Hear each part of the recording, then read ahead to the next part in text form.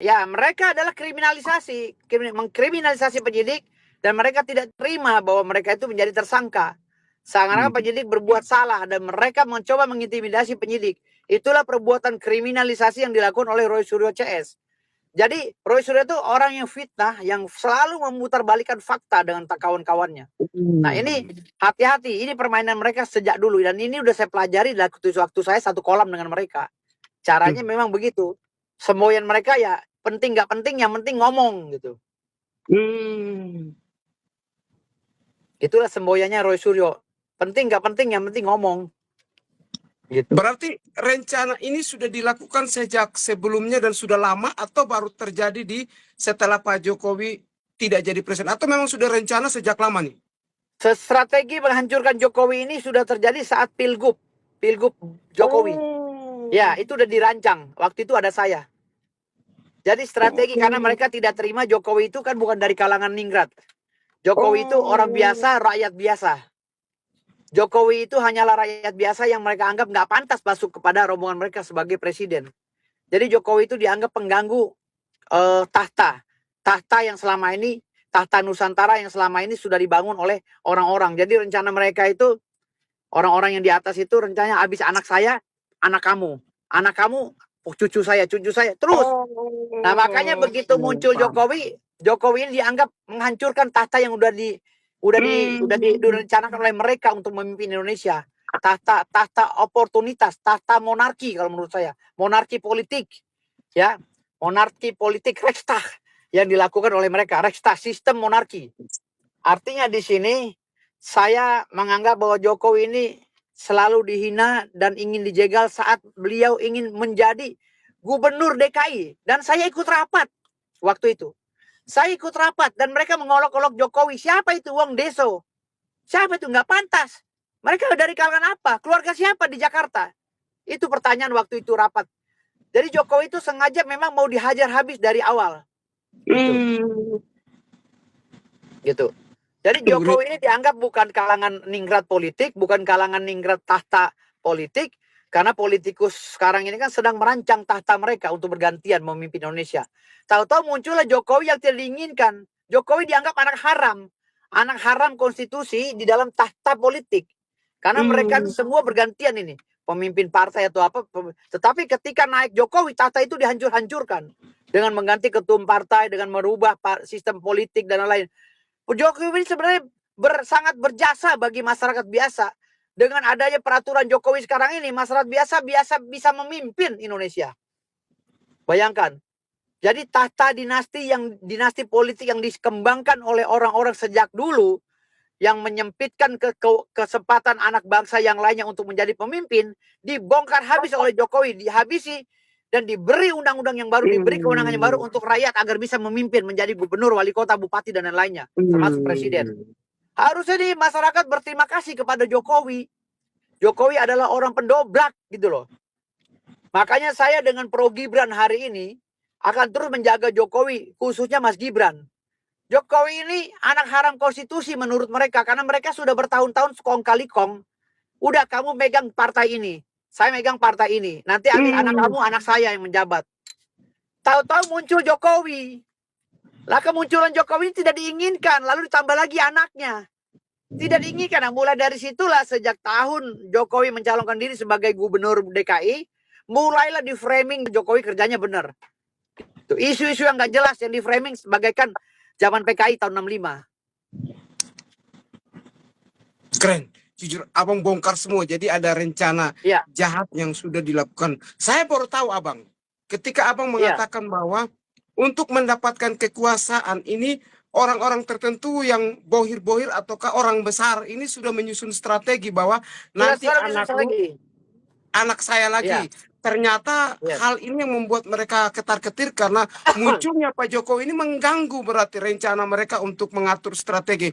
Anak lu hari ini, anak saya, anak ini. Ternyata mengganggu, sehingga ini yang mungkin mereka jengkel, iri hati, benci, bahkan ingin menghajar Pak Jokowi, menumbangkan sampai pada anaknya. Begitu ya Bang? Iya, karena undang-undang itu udah dibuat pada saat itu, udah dikonsep oleh mereka, orang-orang dinasti politik. Itu menganggap bahwa negara itu udah milik mereka, pemilik parpol pada saat itu. Tapi munculnya Pak Jokowi dirubah peraturan pemilu dan lain-lainnya, kesal mereka. Karena peraturan pemilu yang dirubah oleh Jokowi dan kawan-kawan dengan kabinetnya itu membuat peluang besar anak bangsa yang lainnya bisa mencalonkan diri sebagai presiden bahkan. Gitu loh. Sekarang hari ini siapa saja anak Indonesia yang bisa bikin partai, dia bisa jadi presiden. Karena besok pemilu satu partai bisa mencalonkan calonnya. Nggak perlu banyak partai. Karena presidensial threshold-nya sudah dihapuskan. Gitu. Parliamentary threshold sudah dihapuskan. Jadi partai baru bisa mengajukan anggota DPR RI walaupun hanya 3 orang yang lolos. Jadi ini semua peraturan dibuat oleh Jokowi. Jadi Jokowi itu benar-benar membela rakyat. Jokowi benar-benar memberikan kesempatan pada rakyat untuk maju menjadi pemimpin bangsa. Kenapa Jokowi yang dimusuhi? Saya ini satu kolam dengan mereka. Saya tahu rapatnya detik per detik. Bapak tahu, sebelum seorang jenderal ketangkap gara-gara masalah senjata, di sampingnya ada saya, Pak, lagi rapat. Oh, begitu ya. Ya. Ada seorang jenderal yang diisukan kemarin waktu Pilpres, ya, masalah senjata, di sampingnya ada saya karena beliau tuh paman saya, om saya. Abang saya nikah dengan anaknya. Gitu loh. Saya ada di sampingnya, tapi saya nggak kesorot kamera. Gitu. Saya rapat waktu itu dengan macan Asia atau apa itu. Gitu, waktu zaman 2019. Jadi saya semua peristiwa politik yang ada di Indonesia ini saya ikut terus. Gitu, ikut terus. Dari zaman Pak Sutioso menjabat sebagai gubernur DKI, saya ikut. Saya timnya Pak Sutioso pada situ. Pemenang Pak Sutioso di DKI. Saya salah satu ketua tim. Wah, luar biasa, Bang.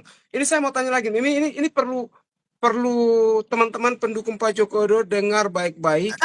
Bang Firdaus berani membongkar semua rencana jahat yang sedang disusun setelah sudah disusun sejak lama waktu gubernur Pak Jokowi jadi gubernur dan datang masuk pada Pilpres. Jadi memang ada rencana yang kurang bagus nih. Bang, ini saya mau tanya lagi sebagai pakar hukum, sebagai orang hukum, sebagai ketua umum Pembasmi organisasi advokat yang paham tentang hukum termasuk juga pengacara, saya mau tanya Abang nih.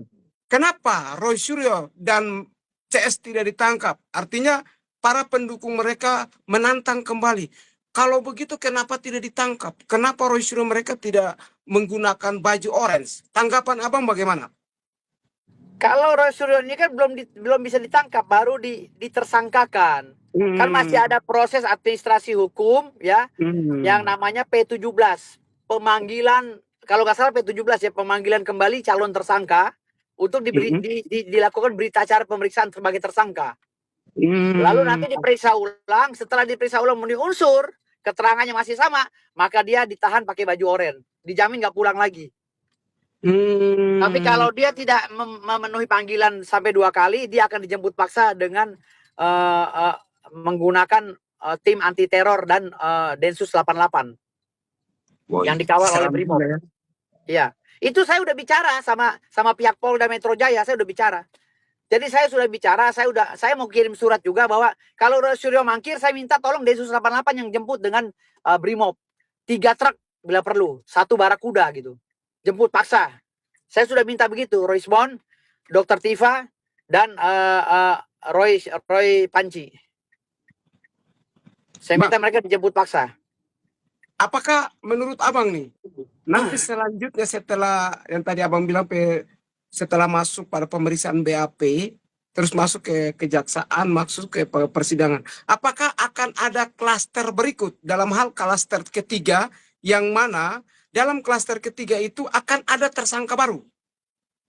Ya kalau itu belum tahu saya. Tapi kalau 2 klaster sudah ada, itu udah jelas yang diumumkan polisi. Saya rasa sih belum ada lagi, kecuali ada delik yang baru muncul gitu. Tetapi yang saya ingin bahas hari ini bahwa mereka selalu menggaung-gaungkan, membangga-banggakan diri bahwa mereka seakan-akan memerangkap Jokowi untuk masuk ke perangkap mereka katanya. Ketika sidang nanti Jokowi diminta tunjukkan ijazahnya, makanya saya ketawa terbahak-bahak ketika ada beberapa ahli hukum di pihak mereka yang berbicara begitu. Inilah kesempatan kita untuk memunculkan ijazah palsunya Jokowi, kata dia. Saya ngakak terbahak-bahak. Itu pengacara itu, rombongan ahli hukum itu sekolahnya di mana sih? Apa dulu sekolahnya membolos terus atau gimana gitu? Ini kan kasusnya kasus undang-undang ITE yang dilakukan oleh si Roy Suryo dan Rizbon yang merubah apa sih namanya, yang edit ijazahnya Pak Jokowi gitu loh. Ya jelas yang di bawah itu ya ijazah yang diedit itu. Paling-paling nanti Pak Jokowi akan bawa ijazah aslinya ditunjukkan kepada hakim saja dan pengacara yang ada di situ, tapi tidak bisa difoto. Saya yakin itu. Sidangnya tidak akan terbuka dan tidak bisa difoto. Saya yakin itu. Kenapa? Kalau difoto takutnya disebarluaskan ijazah Pak Jokowi, dipalsukan, diedit-edit sehingga nanti Pak Jokowi difitnah lagi gitu. Gitu Adinda. Gitu. Jadi nggak akan pernah bisa dibongkar itu ijazahnya Pak Jokowi. Nggak pernah capek mereka. Karena ada Undang-Undang Nomor 27 tahun 2023 ya tentang perlindungan data pribadi PDP. Sampai botak sariawan mereka tidak akan pernah bisa membuka data pribadi orang kalau yang punya data pribadi tidak mengizinkan. Sampai mati mereka. Bukan sampai mati lagi, bahkan sampai ketemu nenek moyangnya zaman purbakala nggak bakal pernah bisa buka data ijazah Pak Jokowi. Abang, adik izin tanya, ini ada yang WA saya.